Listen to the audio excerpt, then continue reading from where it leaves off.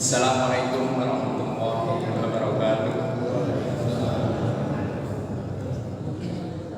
Alhamdulillah wa kafa, wassalatu wassalamu ala Rasulillah Mustafa wa ala alihi wa sahbihi wa man tabi'ahum ma ba'd. Para jamaah salat subuh Bapak Ibu yang dirahmati Allah. Alhamdulillah bersyukur kita panjatkan kehadirat Allah Subhanahu wa taala atas rahmat taufik hidayah serta inayahnya semata pada pagi hari ini. Kita masih bisa bersama-sama berkumpul di tempat yang mulia ini untuk menunaikan salah satu kewajiban kita, yaitu sholat subuh berjamaah. Dan alhamdulillah Allah masih memberikan kepada kita semuanya yang hadir di sini untuk bisa duduk bersama-sama dalam rangka mengikuti pengajian yang insyaallah nanti akan disampaikan oleh guru kita Haji Fahmi Kamil MA dengan kajian fikih menuju kepada kitab Al-Bajuri. Semoga bermanfaat. Salawat serta salam senantiasa tercurahkan kepada baginda Nabi kita Nabi Muhammad sallallahu alaihi wasallam beserta keluarga dan para sahabatnya serta kita sebagai pengikutnya. Mari kita memperbanyak bersalawat kepadanya dengan harapan semoga Allah kita mendapatkan syafaatnya di yaumil qiyamah. Amin ya rabbal alamin. Para jemaah sekalian, sebelum kita mulai kajian ini, mari kita sama-sama awali dengan membaca Al-Quran surat Al-Fatihah sebagai ungkapan rasa syukur kita kepada Allah Subhanahu wa taala atas berbagai nikmat yang telah diberikan kepada kita semuanya. Dan tak lupa semoga senantiasa kita memohon kepada Allah Subhanahu wa taala semoga senantiasa dalam lindungan dan ridhonya. Amin ya rabbal alamin. Ala hadirin wa likulli niyatin shalihah bi barakatil Quran Al-Fatihah. A'udzu billahi minasyaitonir rajim. Bismillahirrahmanirrahim. Alhamdulillahi rabbil alamin. Arrahmanir rahim. Maliki yaumiddin. Iyyaka na'budu wa iyyaka nasta'in. Ihdinas siratal mustaqim. Siratal ladzina an'amta 'alaihim ghairil maghdubi 'alaihim waladdallin. Para jamaah sekalian, sebelum kita mulai kajian, kita ada sedikit pantun. Belum pulang ke rumah membawa kue jujur, makan ketan, pakai lalapan. Para jamaah jangan lupa untuk bersyukur atas kenikmatan yang Allah berikan. Terima kasih. Assalamualaikum warahmatullahi wabarakatuh. Saya jangan jatuh. Sudah.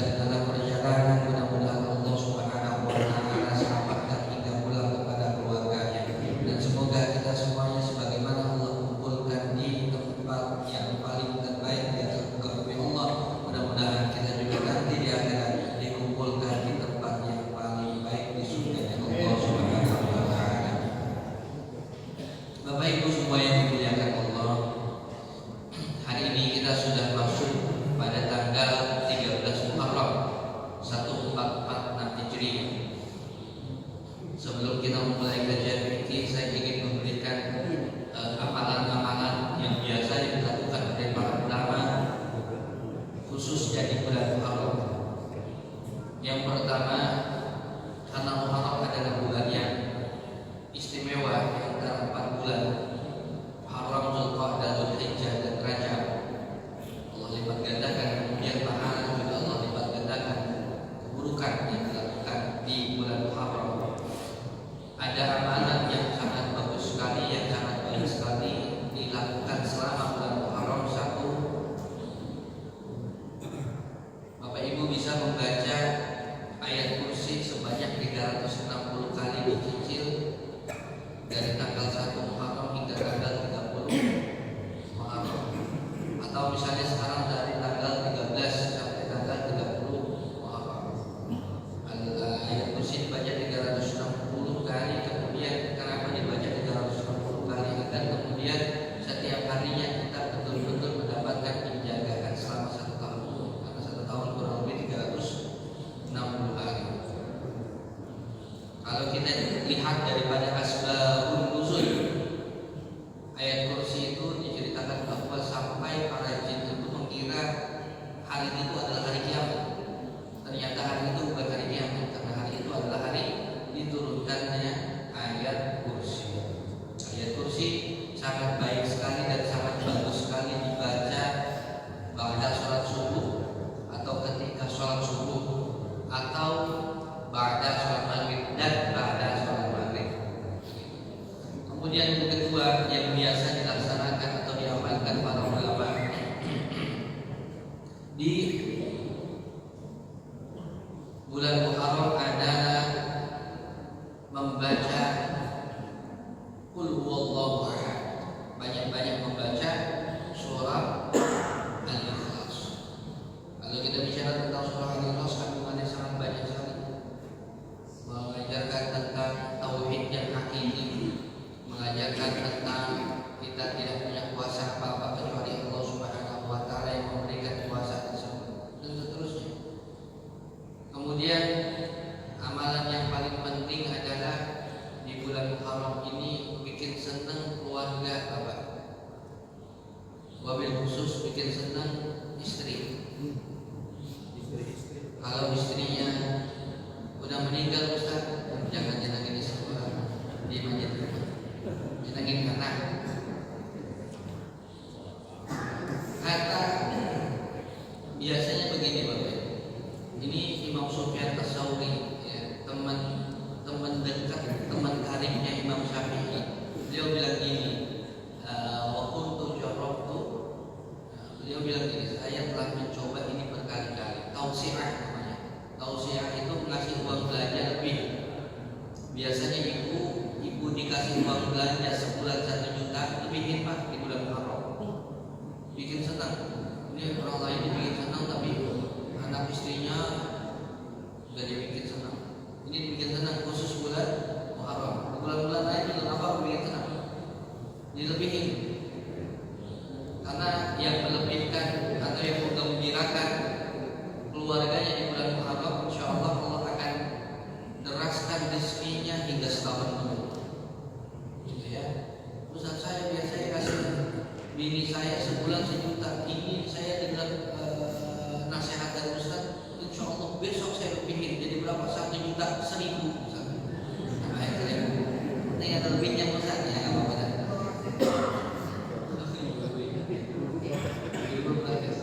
Ya pokoknya lebihin. Ini ibu pulang dari sini tagih bapaknya masing-masing. Bikin senang, kemudian anak ajak kemudian jalan-jalan. Ya. Idkhalus surur fi qalbil mu'min shadaqah. Membuat hati orang lain senang itu sedekah. Sedekah yang tidak akan pernah terlupakan. Orang diajak jalan-jalan, misalnya ziarah Wali Songo, itu seumur hidupnya itu gak bakal lupa. Saya pernah diajak ziarah sama Pak Haji Mutakhir ke itu Wali Songo. Atau saya pernah diajak jalan-jalan ke Bandung sama Pak Haji Darsono. Itu seumur hidup itu gak lupa, karena bikin hati orang lain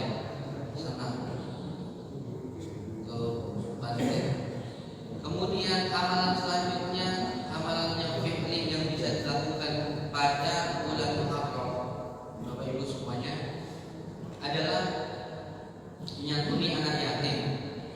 Menyantuni anak yatim yang dimaksud, yang saya maksud begini. Menyantuni anak yatim tidak wajib, kemudian tidak wajib saya katakan, kalau pengen ya silakan. Tidak wajib kemudian diadakan seremonial besar-besaran, tidak wajib. Yang wajib itu adalah kita betul-betul menyantuni anak yatim, karena kejadian-kejadian yang sering kita alami kalau diadakan seremonial itu yang nyumbang cuma 2, 3, 4, 5 orang Pak, yang lain ikut aja. Jadi kita ingin membangun kemudian kepekaan sosial kita terhadap lingkungan, siapa anak-anak yatim di sekitar kita. Yuk, saya pengen bantu, saya nggak bisa nyantuni 10 anak yatim, 20 anak yatim, saya nggak bisa. Nggak usah 10, nggak usah 20, 1 saja cukup. Ustaz, saya nggak punya uang 1 juta, jangan 1 juta, kasih uang 100.000 ke anak yatim, nggak masalah. Ustaz, saya cuma punya 50.000, kasih 50.000. Ustaz, saya kelebihan beras, saya kasih beras ke anak yatim tersebut. Ustaz, saya ada baju, kemudian baju anak saya kemarin untuk beli 2, kasih. Jadi kemudian tidak menunggu ada seremonial. Kalau ini perayaan ya ada masalah, nggak apa-apa. Tapi kalau bisa konsisten Bapak, setiap bulannya minimal 1 yang saya santuni atau 2 yang saya santuni, begitu. Insya Allah hidup kita lebih berkah. Karena yang ngurusin anak yatim, insya Allah hidupnya diurusin Allah. Yang ngurusin anak yatim, insya Allah di surganya ketemu Rasulullah. Dan kata Nabi, ada wakaf di yatim kahadai fil jannah. Saya sama orang yang ngurusin anak yatim itu seperti begini. Seperti beliau wa asyara bil usbu'i, dan Nabi Muhammad SAW mengisyaratkan bentuk telunjuk dan jari tangan. Saking dekatnya orang yang ngurusin, yang ngopeni hidup anak yatim. Bapak Ibu, kenapa kemudian selalu kita dengan harus baik terhadap anak yatim? Bapak Ibu, ada dosa-dosa yang azabnya, hukumannya itu langsung Allah tunaikan di dunia tanpa ada di akhirat. Kalau kita bisa melakukan dosa, ghibah dan seterusnya, itu di hukumnya di akhirat, di dunia itu nggak dihukum. Ada satu dosa yang kalau kita ngelakuin langsung dihukum di dunia dan di akhirat juga dihukum. Apa itu? Durhaka terhadap orang tua, uququl walidain, baik kita sadar ataupun kita tidak sadar. Anak yatim itu nggak punya dosa itu. Anak yatim piatu nggak punya dosa durhaka sama orang tuanya. Kalau misalnya orang tuanya wafat pada usia dia 5 tahun, betul-betul nggak punya dosa. Kalau orang tuanya wafat ketika dia usianya 8 tahun, misalnya dia nggak punya dosa terhadap orang tuanya.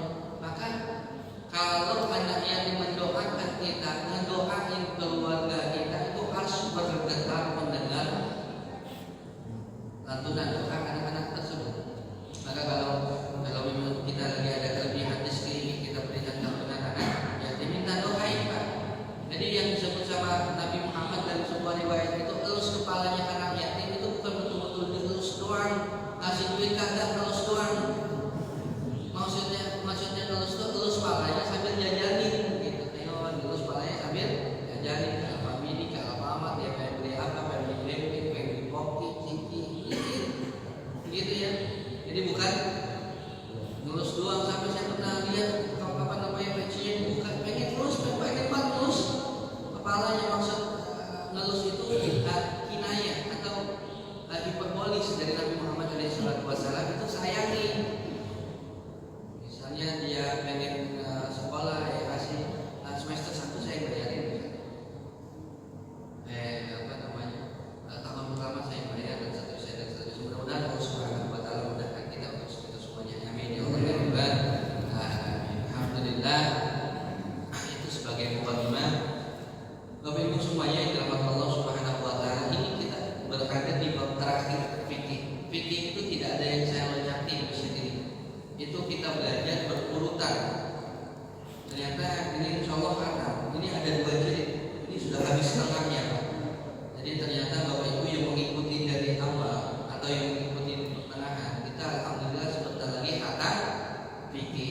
pertanyaannya adalah setelah khatam mau jalan-jalan kemana?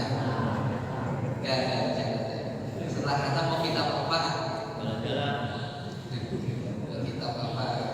Misalnya belum malam dan saya, tapi mungkin bisa setahun lagi. Ya.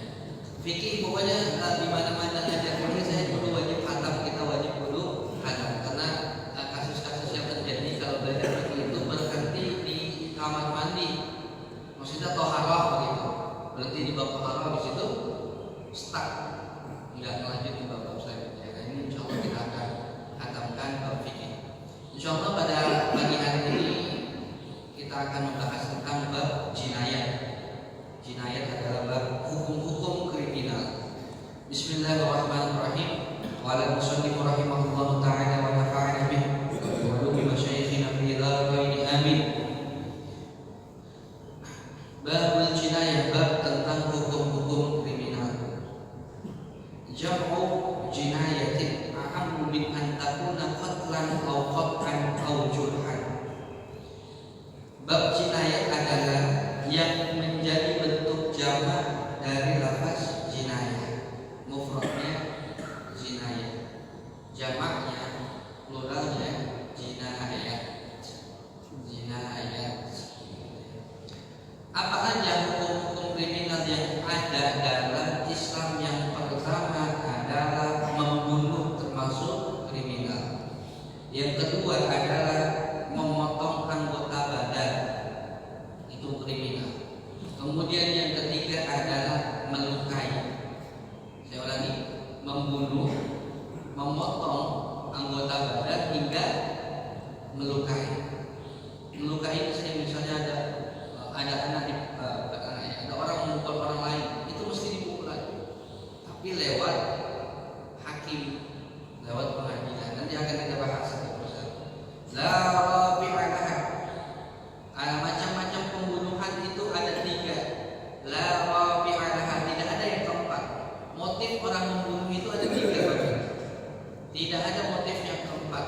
Yang pertama adalah membunuh amdun mahdun, membunuh dengan secara sengaja, murni, ingin membunuh orang lain. Nah, ini hukumannya bagaimana? Hukumannya nanti akan kita jelaskan. Kemudian yang kedua adalah al-amdu al-mahdud. Al-amdu al-mahdud adalah pelaku sengaja memukul korban dengan menggunakan sesuatu yang bisa membunuh. Jadi orang yang membunuh orang lain itu sengaja atau tidak bisa diidentifikasi dengan alat yang kemudian dia gunakan untuk melukai atau menyakiti orang tersebut. Misalnya begini, ditanya, kenapa kamu sampai membunuh orang tersebut? Saya sebenarnya main-main aja. Main-mainnya pakai apa? Pakai pedang. Nah, ini tidak bisa kemudian dikatakan tidak sengaja membunuh. Kenapa? Karena menggunakan pedang. Orang-orang anak-anak, waliyahumillah nasallallahu ta'ala alaihi, mudah-mudahan anak-anak kita terhindar dari itu semuanya. Mudah-mudahan anak kita sadar. Anak-anak yang sering tawuran semuanya, Allah Subhanahu wa ta'ala, itu tidak bisa dikatakan tidak sengaja membunuh. Kalau misalnya ada korbannya jatuh, ada korban kemudian dia tidak bisa dikatakan tidak sengaja. Kenapa? Karena mereka bawa samurai, mereka bawa gear apa tuh? Rantai gear. Ada yang bawa rantai kapal. Gimana tuh bawanya rantai kapal? Oh, macam-macam itu dibawa semuanya. Itu kalau bisa terkena kemudian orang lain lawannya, nasallallahu ta'ala alaihi, lawannya kemudian meninggal, itu tidak bisa dikatakan apa? Tidak sengaja. Kenapa? Karena alat yang dipakai itu memang biasanya untuk membunuh orang lain. Kecuali misalnya tawurannya itu anak-anak pakai pistol air. Nah, itu kan nggak bisa membunuh. Tapi tiba-tiba kemudian ada kena pistol air, tahu pistol air Pak? Pistol bawa, pistol anak-anak, pistol air. Kemudian bisa kena mereka ini main-main, kemudian airnya kena apanya gitu, dan memang bagian badannya itu lagi sakit, kalau kena air nggak bisa, kemudian meninggal. Nah ini beda kasus. Nanti akan kita pahami. Baik. Wa fi ba'di nusakhi fil ghalib, dan dalam sebagian redaksi yang menggunakan bahasa di dalam kebiasaan. Misalnya membunuh kemudian dengan cutter. Nah, itu bisa dikatakan membunuh dengan sengaja gitu. Atau dengan apa? Dengan benda-benda yang tajam. Itu bisa dikatakan membunuh dengan sengaja. Al-jani qatlahu ay asy-syakhsi bidzalika syai' wa yaqsid. Kemudian pelaku sengaja untuk membunuh korban dengan sesuatu tersebut, ada kemudian niat membunuh. Makanya dikatakan begini Bapak Ibu, dalam hadis Nabi Muhammad SAW, orang yang membunuh dan orang yang terbunuh dua-duanya di neraka. Korban dan pelaku dua-duanya di neraka. Saya ulangi, orang yang membunuh dan yang terbunuh di neraka. Sekilas ini kok terdengar gak adil, betul ya? Yang membunuh masuk neraka, yang membunuh kok masuk neraka juga. Begini Bapak Ibu yang dirahmati Allah Subhanahu wa taala, biasanya kasus pembunuhan itu dilatar belakangi dengan bermusuhan. Ada permusuhan di balik itu semuanya. Begitu. Kalau seandainya tidak ada permusuhan, maka tidak berlaku hadis ini.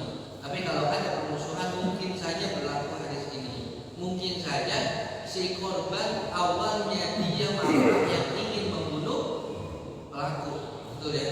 Bisa saja itu terjadi. Makanya Nabi Muhammad SAW memberikan pencegahan. Memberikan pencegahan supaya apa? Supaya tidak terjadi ini. Nabi Muhammad sampai mengeluarkan statement yang dibunuh dan membunuh dua-duanya masuk neraka, supaya tidak ada permusuhan di antara kaum muslimin. Begitu. Itu nalar yang mesti dipahami dari untuk memahami hadis Nabi Muhammad SAW.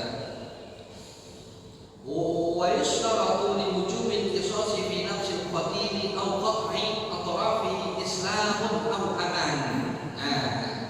Sekarang hukumannya adalah ketika ada orang menyakiti orang lain, ada orang membunuh orang lain, ada orang memotong tangan orang lain, ada orang menyakiti atau melukai orang lain, maka hukumannya adalah hukuman qisas. Apa itu qisas? Qisas itu adalah nyawa dibayar dengan nyawa, tangan dibayar dengan tangan, telinga dibayar dengan telinga, disakiti di pipi dibayar disakiti dengan di pipi. Itu yang disebut dengan qisas. Kenapa kok disyariatkan qisas? Disyariatkan qisas kemudian supaya tidak ada orang yang menyakiti kaum muslimin yang lainnya. Karena kaum muslimin itu kan jasadil wahid, kata Nabi Muhammad, seperti satu tubuh. Kamu menyakiti saudaramu, kamu juga harus disakiti, karena sejatinya kamu itu satu kesatuan yang utuh. Begitu. Baik. Qisas itu disyaratkan bahwa orang yang terbunuh atau terpotong anggota badannya harus Islam atau memiliki ikatan aman, gitu ya. Jangan nggak bisa kemudian dalam medan peperangan di arena perang kemudian ada kaum muslimin memotong tangan kaum kafir, begitu. Kata kaum kafir, tangan dibayar dengan tangan. Ini harus ada qisas, lalu ini perang begitu. Jadi harus muslim. Kemudian yang kedua dalam ikatan aman. Maksudnya adalah kafir zimmi. Kafir zimmi adalah kafir yang tidak menyakiti orang lain. Ada kafir harbi, ada kafir zimmi. Kafir zimmi itu yang keamanannya ditanggung oleh negara. Begitu, itu disebut dengan kafir zimmi. Sehingga fayuhaddahul harbi wal murtad fi haqqil muslim. Sehingga untuk kafir harbi dan orang murtad maka tidak ada kewajiban qisas ketika dibunuh oleh orang Islam. Begitu hukum yang berlaku. Kenapa?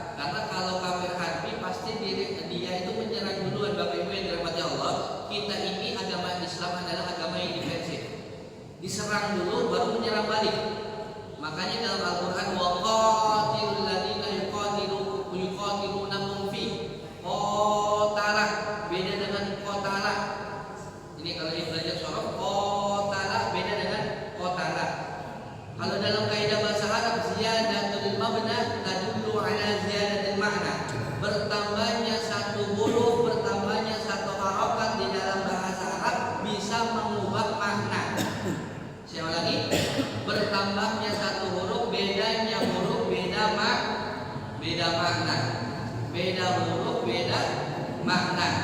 Nih, kolot, KKOLOT, kolot artinya apa Pak? Tua. Nah, T-nya diubah jadi R, kolor. Beda gak tuh? Kolot sama kolor. 5 huruf sama, tapi beda gara-gara beda huruf, beda arti. Itu dalam bahasa Indonesia. Oke, di bahasa Arab Ar-Rahim artinya yang Maha Pengasih. Sekarang tiba-tiba huruf H-nya kena titik, Ar-Rajim. A'udzubillahi minasyaitonir rajim. Ya Allah, saya berlindung daripada setan yang terkutuk. Begitu. Cuma ketambahan titik begitu. Makanya di dalam Al-Qur'an itu mereka-mereka yang melakukan aksi terorisme itu salah memahami karena tidak paripurna dalam mempelajari disiplin ilmu bahasa Arab. Mereka pahami begini, bunuhlah mereka sampai mereka bersaksi bahwa tiada Tuhan selain Allah. Bukan bunuhlah, tapi perangilah itu, atau peperangan itu terjadi kalau seandainya kita disakiti duluan, baru kemudian kita menjaga diri kita untuk melindungi diri kita, yang kemudian kita melawan. Orang Betawi bilangnya lu jual gua beli, gitu ya. Jadi agama kita begitu. Agama kita adalah agama yang kemudian kita tidak boleh menyakiti orang lain duluan. Kita tidak boleh menyakiti orang di luar agama kita duluan sampai kemudian kita disakiti, begitu. Yang lebih hebat lagi, disakiti itu tetap kemudian adem, tenang dan kalem. Seperti itu Imam Sufyan Ats-Tsauri itu diriwayatkan bahwa beliau itu kan kalau tinggal di sana itu apartemen, beliau itu ada flat beliau itu di bawah. Itu ada tetangganya orang Yahudi itu puluhan tahun, Bapak Ibu yang dirahmati Allah Subhanahu wa taala, itu WC-nya bocor. WC daripada tetangga yang atas yang orang Yahudi itu bocor. Itu sampai setiap harinya Imam Sufyan Ats-Tsauri itu buang kotoran itu, buang kotoran. Tapi Imam Sufyan Ats-Tsauri betul-betul tidak membalas itu semuanya. Sampai satu waktu Imam Sufyan Ats-Tsauri itu nggak kelihatan karena sakit. Nah, dikunjungilah kemudian sama tetangganya. Pas dilihat, ya Allah, ini udah berapa lama? Kata tetangganya, apanya yang udah berapa lama? Ini bocor dari kamar saya, dari rumah saya udah berapa lama? Semenjak saya tinggal di sini puluhan tahun. Karena sikap yang baik dari Imam Sufyan Ats-Tsauri, akhirnya tetangganya itu masuk Islam. Jadi ada beberapa sikap yang kemudian perlu kita tiru dari kisah-kisah para imam. Yang kemudian kedua kita kembali khata mahdun. Kemudian membunuh, kemudian seperti kasoidin, seperti seseorang hendak berburu, fayusibu rajulan, tapi mengenai orang lain ini tidak sengaja, tapi alatnya adalah alat yang biasa membunuh. Misalnya begini, di tengah hutan ada memang beberapa penghobi itu berburu, Pak. Dia berburu kancil, dia berburu burung, gitu. Dia bawa senapan angin. Pas dia pengen nembak burung di pohon mangga, ternyata ketembak orang yang lagi ngambil mangga. Sengaja apa enggak kira-kira? Nggak sengaja misalnya. Atau berburu itu biasanya di zaman dulu itu pakai anjing. Jadi anjing itu di mazhab Imam Syafi'i itu diperbolehkan untuk dua hal. Yang pertama adalah anjing penjaga rumah. Yang kedua adalah anjing untuk berburu, gitu ya. Jadi boleh untuk menjaga rumah, kemudian boleh untuk berburu. Itu boleh saja di mazhab Imam Syafi'i. Kalau di mazhab Imam Malik itu malah ya boleh saja, boleh ya. Itu kita itu setiap hari Jumat kalau di masjid itu ada namanya Suk Sayyidah Aisyah, pasar Sayyidah Aisyah. Itu pasar semuanya menjual apa?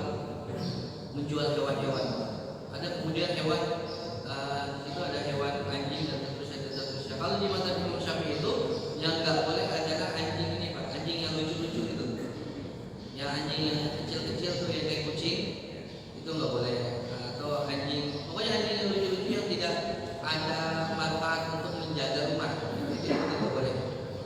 Kalau sekarang kalau beli anjing untuk menjaga rumah saya rasa tidak bijak ya, karena ada yang lebih paten untuk menjaga rumah, yaitu CCTV.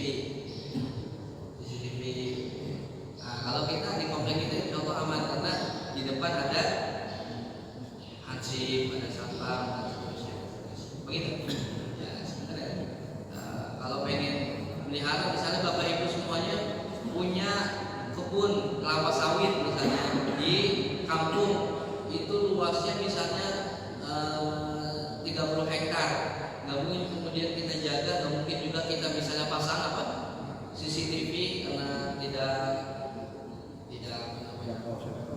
iya, tidak akomodatif gitu ya. Ya udah, misalnya pas mau beli anjing itu untuk menjaga itu, ya boleh-boleh saja, sah-sah aja. Itu indah kalau kita Imam Syafi'i. Nah, kemudian ada orang melepas anjing ingin berburu kancil. Ternyata anjing tersebut bukan mengenai kancil, malah kemudian menggigit kaki seseorang. Menggigit kaki seseorang. Apa hukumannya?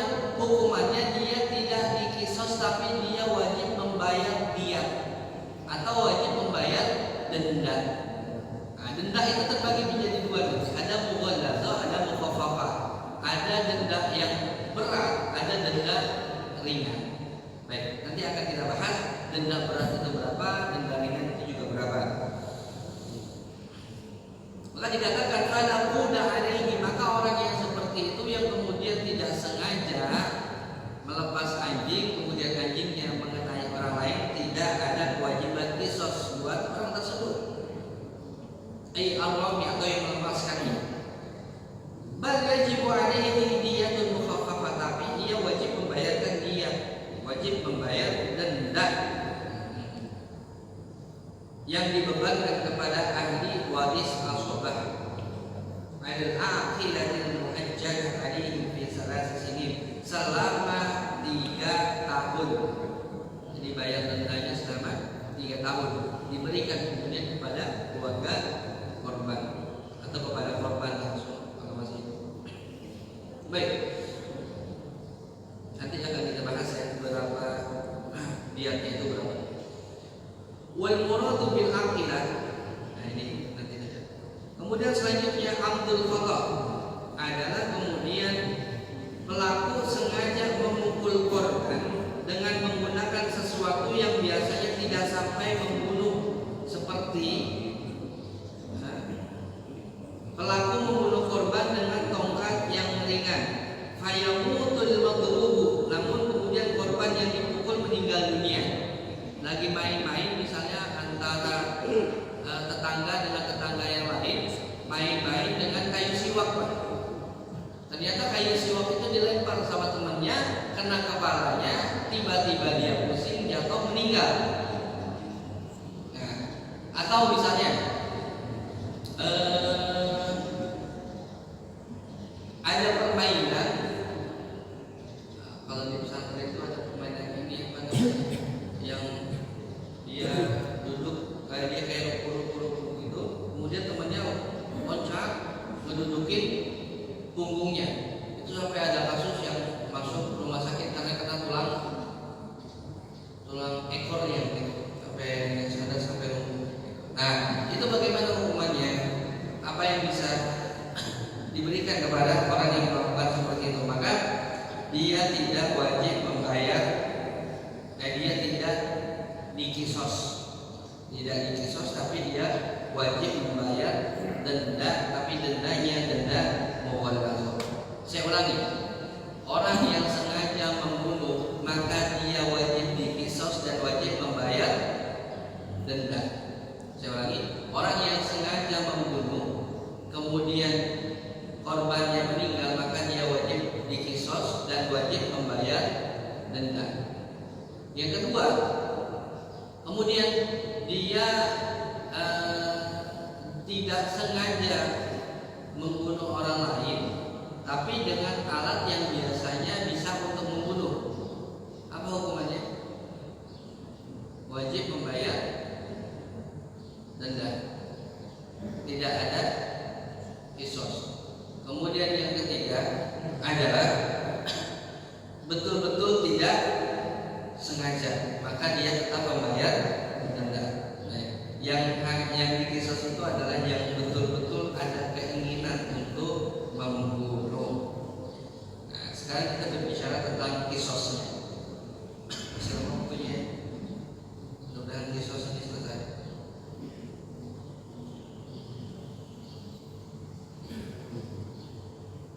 Syartu wujubil kisos. Syarat kewajiban kisos dalam kasus pembunuhan ada 4. Al-awwal, yang pertama, an yakunal qatilu balighan. Si pembunuh harus sudah balik, harus sudah dewasa. Maka di hukum kita ada perbedaan hukum antara kalau yang membunuh itu di bawah umur, atau yang membunuh itu di atas 17 tahun. Di bawah umur itu dia punya hukum sendiri. Harus balik. Fala qisas ala sobi, maka tidak ada qisas terhadap anak-anak. Ini balik, bukan 17 tahun. Kalau di Indonesia itu patennya 17 tahun dikatakan dewasa. Di bawah 17 tahun dikatakan anak-anak di bawah usia.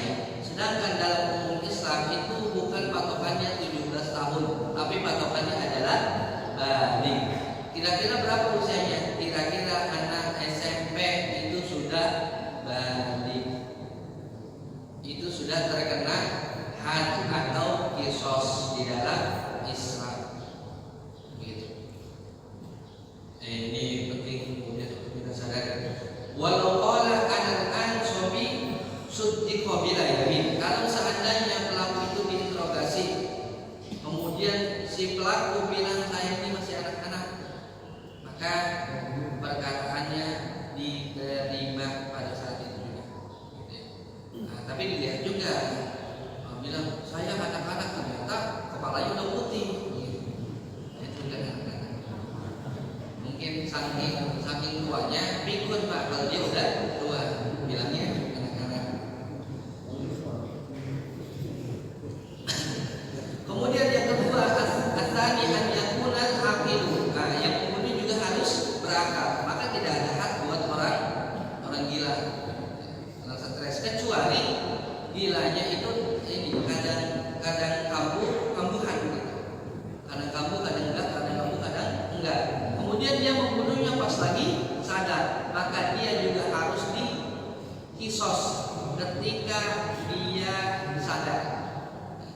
Ketika masa hilang akalnya sudah berakhir, misalnya tiba-tiba dia sadar, maka ketika sadar pada saat itu juga dia harus dikisos. Begitu.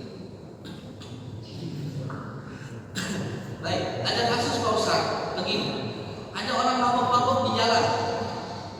Ini sering yang terjadi ya. Dia mabuk-mabuk di jalan, kemudian dia nggak sengaja nabrak orang lain sampai orang lain tersebut patah, misalnya kakinya, dua kakinya patah misalnya. Bagaimana ini hukumnya?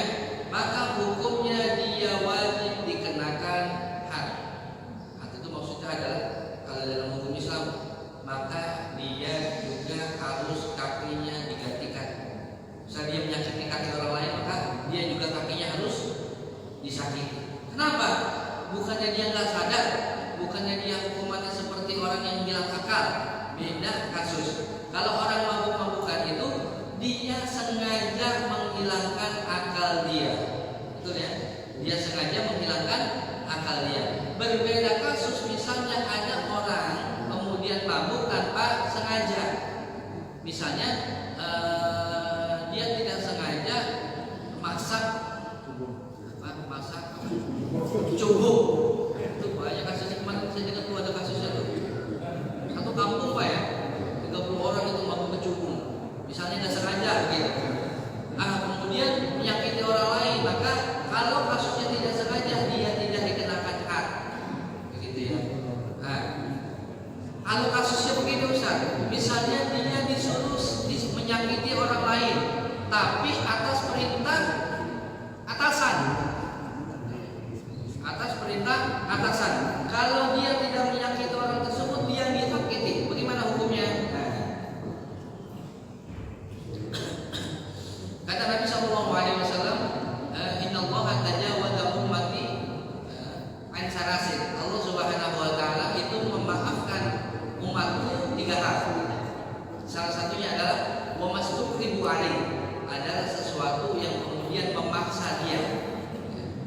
dia. Kalau dia tidak melakukan itu kemudian mengancam dirinya, maka dia boleh melakukan itu semuanya dengan syarat.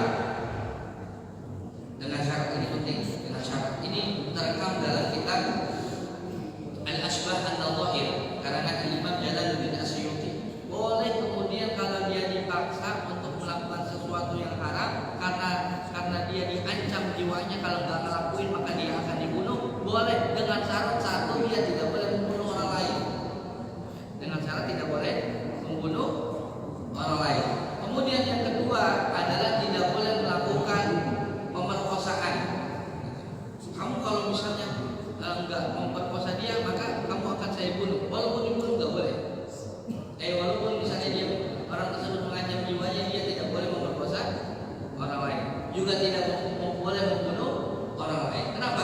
Karena kalau dia lakukan itu, dia telah menyakiti kemudian wanita tersebut dan menyakiti kemudian anak wanita tersebut dan menyakiti kemudian keluarga perempuan tersebut dan menyakiti kemudian keluarga dia. Begitu ya. Jadi kalau misalnya dipaksa begini, kalau kamu tidak minum bir atau tidak minum khamr ini, kamu saya bunuh, maka dia boleh saja minum khamr. Padahal hukum aslinya boleh apa enggak, Bapak? Enggak boleh. Tapi karena ada sesuatu yang mengancam jiwanya, maka dia boleh. Tapi kalau dihadapkannya dengan membunuh orang lain atau memperkosa orang wanita, maka hukumnya tidak boleh walaupun jiwanya terancam. Begitu. Saya rasa cukup ya untuk pembahasan ini. Silakan kalau ada yang mau ditanyakan. Silakan, ada yang ingin bertanya dari bapak-bapaknya atau ibu-ibunya? Ada Pak? Ada Bu?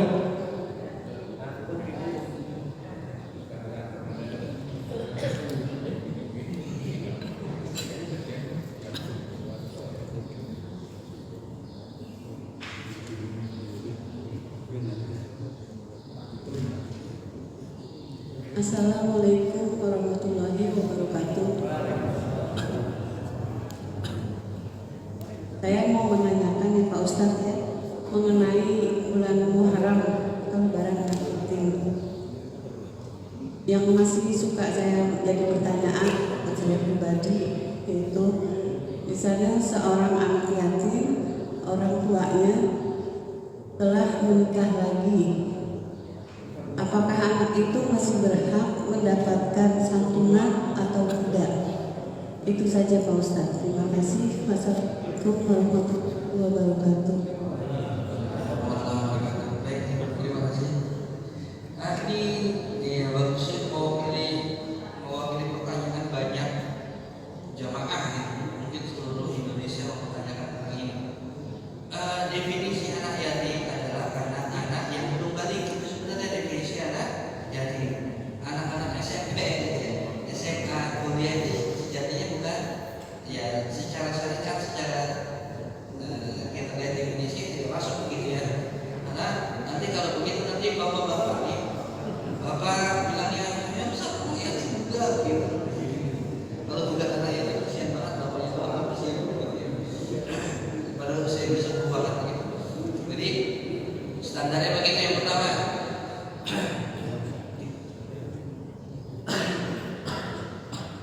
Kemudian yang kedua, ada di mana kasus dia memang yatim, ayahnya wafat, kemudian 3 tahun berikutnya ibunya nikah dengan seorang laki-laki. Apakah kemudian anak yatim tersebut masih yatim? Yatim itu adalah man laisa lahu abun, yang nggak punya bapak. Dalam masa 3 tahun dia nggak punya bapak, ya. Sekarang dia punya bapak, maka secara definisi itu sudah keluar. Menurut saya pribadi ya, karena dia sudah ada bapaknya, bapak sambung. Dia udah punya bapak yang berusia. Tapi secara dilihat daripada sisi yang lain, dia memang tidak punya bapak kandung. Mungkin saja kemudian ketika kita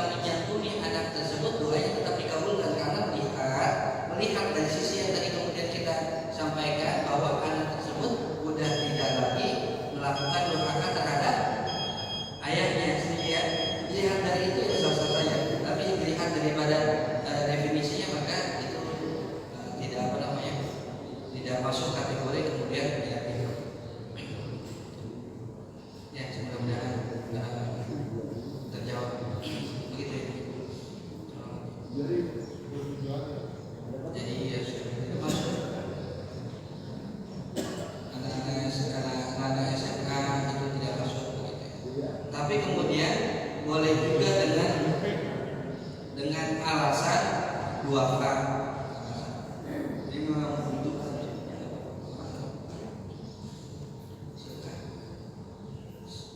sedekah itu bagus, bahkan boleh terhadap orang kaya itu boleh. Orang paling kaya di Medan Satria, bapak pengen sedekah ke orang tersebut, goceng, gak masalah. Pak, saya mau sedekah ke bapak, walaupun bapak orang paling kaya di Kota Bekasi, saya mau sedekah. Ya kira sedekahnya banyak nih, goceng. Masalah, ayo sedekah. Yang gak boleh itu zakat. Zakat itu ada fakir, miskin, musafir, tidak ada kriterianya, ada kategorinya. Kalau sedekah mah nggak masalah.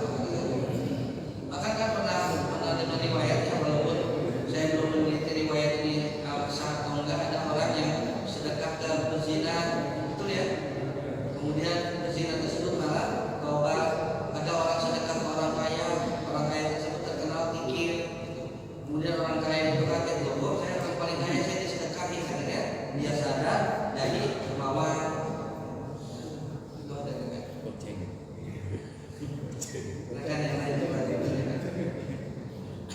Masih ada tidak ada? Pak Ustadz. Kalau masih ada Bu?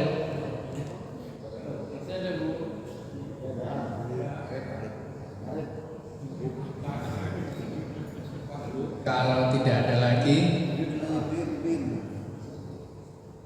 nggak ada lagi ya Pak ya? Nggak ada lagi ya Bu? Kalau nggak ada mungkin bisa ditutup dengan doa.